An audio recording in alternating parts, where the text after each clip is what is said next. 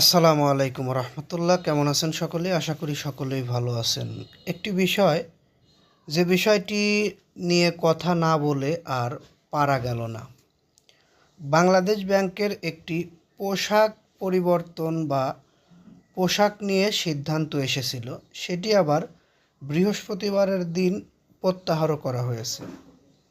আসলে এটি কার মদদে করা হয়েছিল, কী কারণে করা হয়েছিল এবং এই রকম সময়ে বাংলাদেশ ব্যাংকের মতো একটি প্রতিষ্ঠানে এরকম সিদ্ধান্ত দিল কে?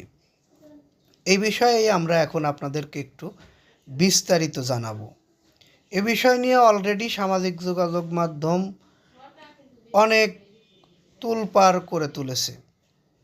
আমরা এই বিষয়টি ক্লিয়ার করার জন্যই আপনাদের মাঝে এই নিউজটি তুলে ধরছি।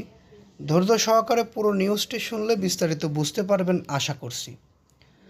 বাংলাদেশ ব্যাংক তার নারী ও পুরুষ কর্মকর্তা কর্মচারী কী পোশাক পরবে, কী পোশাক পরবে না তা ঠিক করে দিয়েছে। বুধবার এ সংক্রান্ত সংবাদ দেখে হতভম্ব হয়ে গেছিলাম।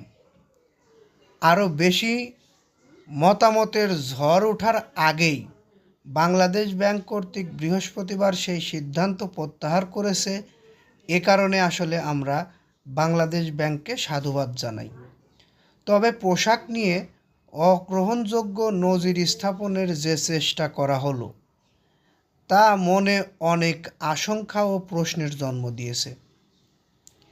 কারা, কী উদ্দেশ্যে, কেন, কার অঙ্গলিহানে এই সিদ্ধান্ত দিয়েছিলেন?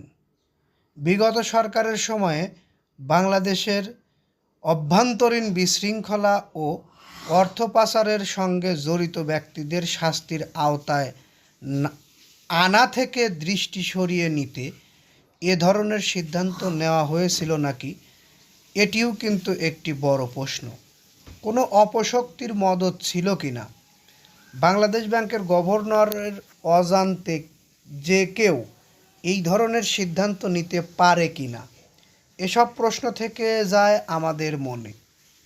যারা সিদ্ধান্ত নিয়েছিলেন তাদের জবাবদিহিতার আওতায় আনা উচিত, অবশ্যই আনা উচিত। তারা বিশেষ কোনো গোষ্ঠীর আজ্ঞাবহর কিনা, এটি আমাদের খতিয়ে দেখা অতীব গুরুত্বপূর্ণ সহকারে মনে করছি আমরা।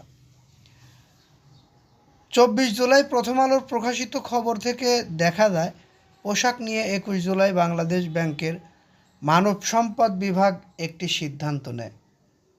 ওই সিদ্ধান্তে নারী পুরুষ উভয়ের ক্ষেত্রে কী পোশাক পরতে পারবে বা কী পোশাক পরিহার করতে পারবে না, এ বিষয়ে একটি নির্দেশনা আসে। সেই নির্দেশনা নিয়ে অনেক আলোচনা সমালোচনা আমরা দেখতে পাই। আসলে আমরা একটি বিষয় জানাতে চাই, বাংলাদেশ ব্যাংক কিন্তু একটি দেশের রাষ্ট্রীয় সম্পদ। এটি বাংলাদেশের রাষ্ট্রীয় ব্যাংক।